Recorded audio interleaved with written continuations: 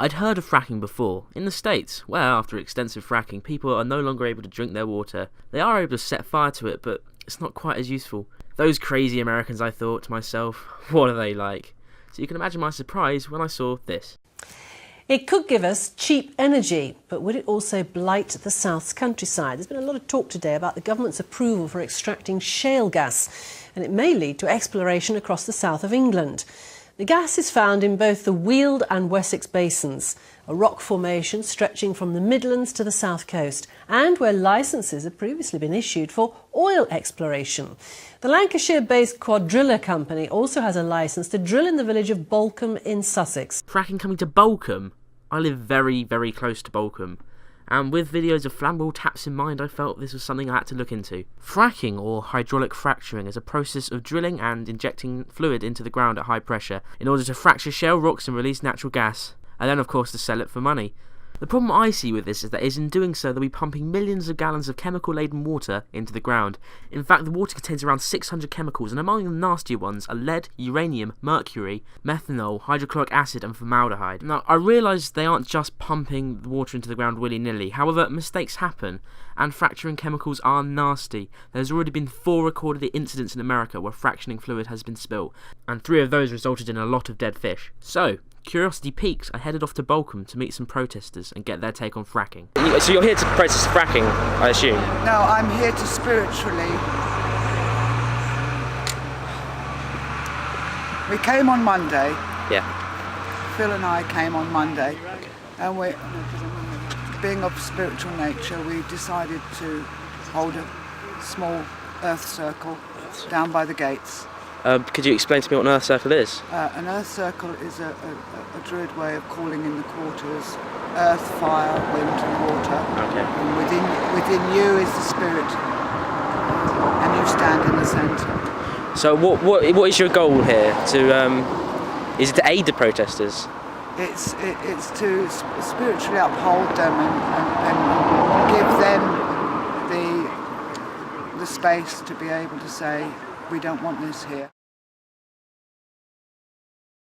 Strongly against my morals. I was here over 2 weeks ago and I got arrested and I was put in jail. Why? Because I was protesting. Was it a peaceful protest? Of course it was.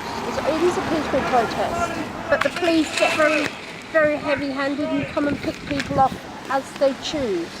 I was arrested and charged and bailed and kept away for 2 weeks, but I'm back again now. You're back? Yeah.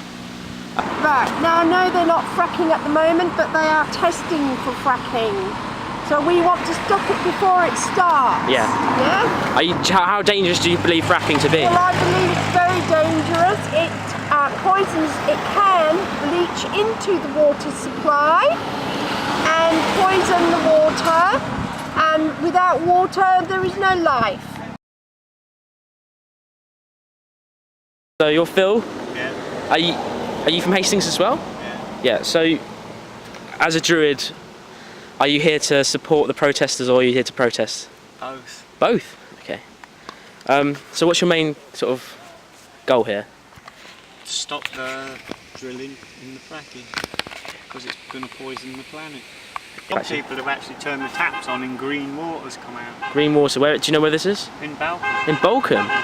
People getting headaches, feeling depressed, depression, and over time that makes people get angry, and I think that's all the gas. So what if the fracking did go through, what do you think, how would that affect everything? What's the worst scenario? I think it'll be an environmental catastrophe for this country, Yeah. and for the people of the animals and the birds.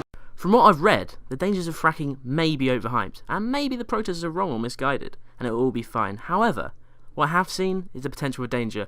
We'd all like to think we live in a world where we know better than to poison ourselves for profit, or where the police aren't unbelievably heavy-handed or violent, but we're not. Humanity has proven time and time again that it's short-sighted and moronic.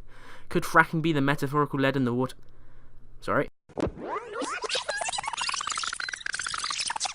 Water contains around 600 chemicals, and among the nastier ones are lead, uranium, mercury, methanol, hydrochloric acid and formaldehyde. Could fracking be the very real lead in the water pipes? Probably not, but I'm glad people are opposed to this, because at least now companies like Core Driller have to be more careful than they might have been otherwise. Their drilling has already caused earthquakes in Blackpool. Not exactly reassuring, is it?